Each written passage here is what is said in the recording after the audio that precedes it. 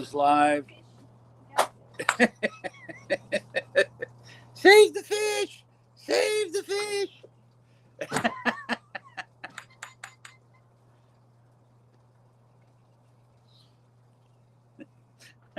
We're waiting on Jessica to get back from saving the fish.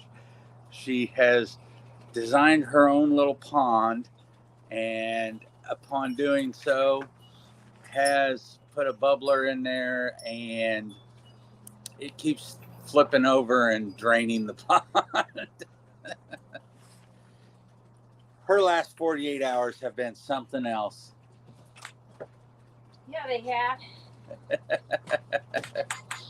I tried to burn down the house. I flooded the house. What else did I've done? Yeah, that just tried to kill the fish. It's happened twice today, but the first time this morning it was all the way empty almost. But they're fine. I saved them all. So, well, welcome to the drama. Trying to get her to stuff just happens in life, and you just really can't worry about it because it's going to happen. Oh, yeah. And then the air conditioning decided it wasn't going to work. It was going to freeze up. Yep. But you had nothing to do with that. I planted flowers. That's how I dealt with it. So tonight's 7 o'clock topic is on pain. And it is on all kinds of pain. Fibromyalgia pain, joint pain, and all of the things. And so I wanted to kind of talk about the medical perspective, even the chiropractic perspective, and we work off of what is called pain gate theory. And pain gate theory states that you can only have one major pain stimulus at a time, but anybody that has fibromyalgia knows that you can have pain everywhere all at once and it hurts. And so there are different reasons for pain, and Jessica's passion is hormones, and hormonal pain can lead to all kinds of stuff. You can take it from there. Well, the lack of hormones can create pain. So if or too much hormones. Or too much. An imbalance, that's what we should say. An imbalance of hormones can cause pain. So, for instance, like a female that has low testosterone might have joint pains, all over, but you'll notice it when you wake up in the morning and you step down and you have to warm up. You got to step down slow. So some of that can be attributed to hormone imbalances, specifically testosterone. Gotta love living in the country. I love living in the country. The rednecks are awesome, and I am one. So that's okay. But go ahead. And you were talking about testosterone. I finished my statement. Gotcha. So lots of times, joint pains, whether it be in the neck or elbow or fingers or hands or knees or plantar fasciitis, that stuff can all absolutely be related to hormonal imbalances. And you have to have an assessment of the hormones. The next thing I want to talk about, we talked about joint pain. I want to talk about pain that comes from the mitochondria. And so at this point in time, I want to talk about pain that moves all over the body. So when someone has pain and it stays in one joint, that could be just damage to the area. It could also be hormonal issues. But then if you have pain that goes from this joint to this joint, to the neck, to the low back, whatever the case may be, you're now talking about a different type of pain. And that pain can be both hormonal or it could be mitochondrial. And this is where we start to talk about fibromyalgia, because a lot of the times, especially in my practice, or in our practices, I should say, we see people with pain that's all over or it moves, And that tends to be the mitochondrial and hormonal. It'd be great if it was one type of pain, one problem, one deficiency, and that's it. And a lot of times it's the mix. Don't we see that?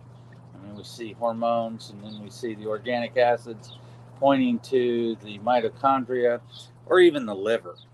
So there's all kinds of stuff that goes to pain, and that's one of the things I was listening to Poor Charlie's Almanac, and this is Charles Munger talking about basically his philosophy and his investing techniques and basically ways to think. And you have to realize that Charles Munger grew up in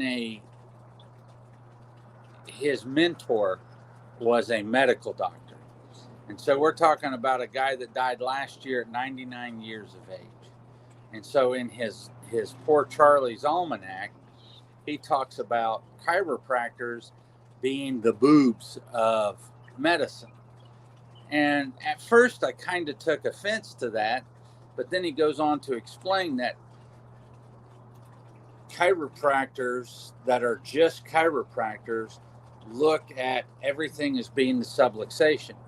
And so he talks about man with a hammer syndrome.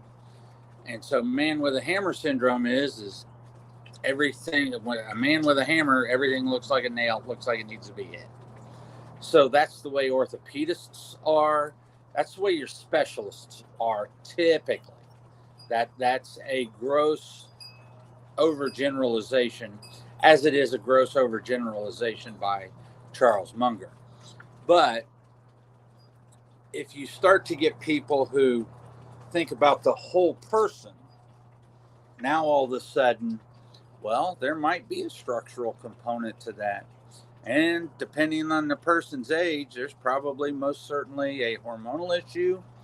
And then once again, depending on the person's age, there's probably a mitochondrial issue.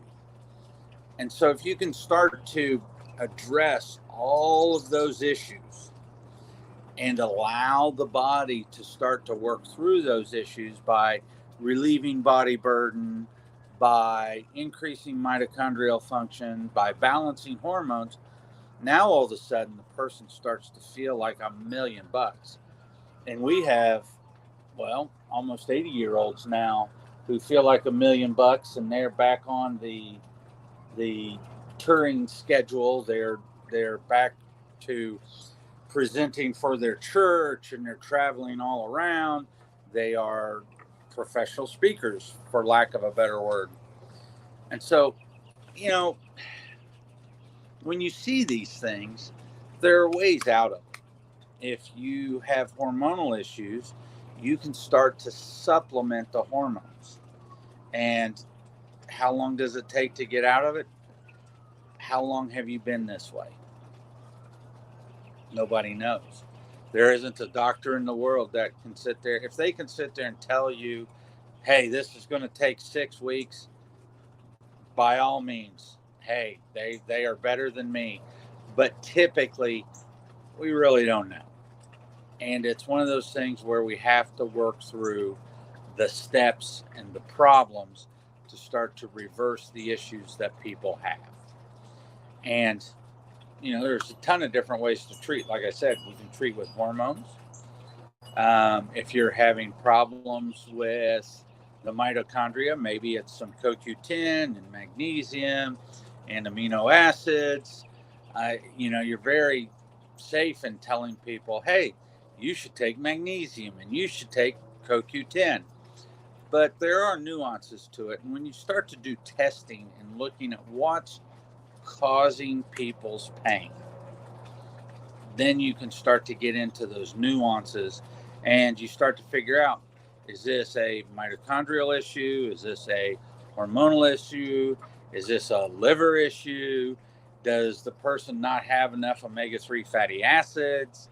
What's the problem that we are seeing, and how do we start to address it? And it goes, case in point, when Jess was going to go have her procedure done, the first thing I did was called our nutritionist and said, hey, she's going to go do this. I'm going to put her on proteolytic enzymes. What's the latest and the greatest on modulating the immune system and helping her heal up? And he was like, oh, the SPMs. And we designed a protocol for her that she started, 3-4 days before? Yeah, but the SPMs we just added the day before, didn't we? I think so, because that's when we got them in. But I didn't take pain medicine very long, like 6 days and then one dose. Yeah. And then, I mean, honestly, the tail of the tape on this is her orthopedic surgeon looking at her saying, you're sitting, and you were how long out? I was on day 7. I went into his office with no pain medicine. I drove myself.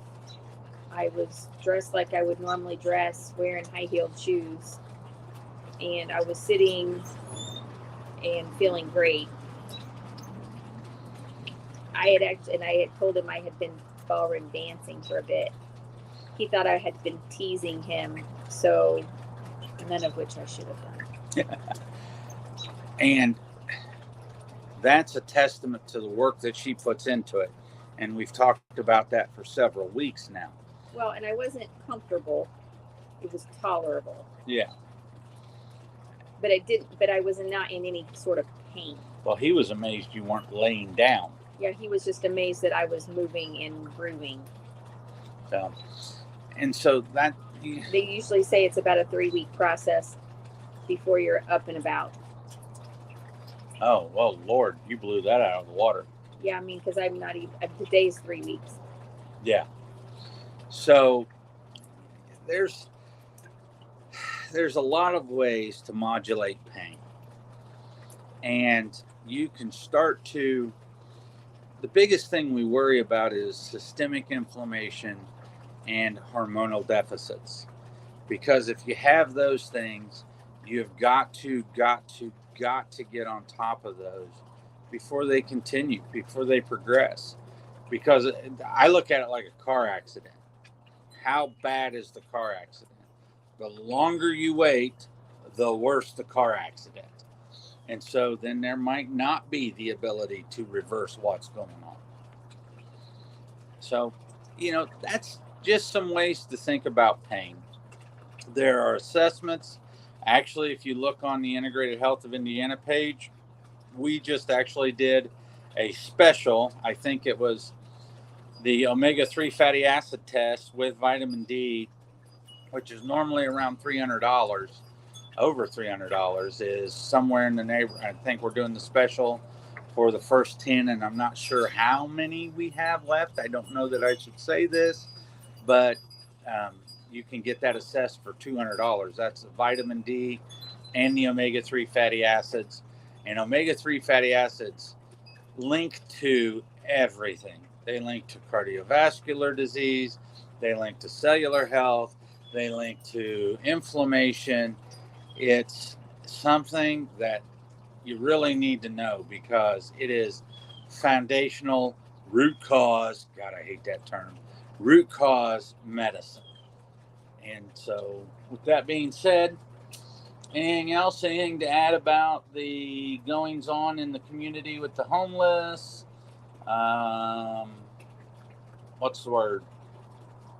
I don't know what the word is. I think we're meeting tonight. Okay.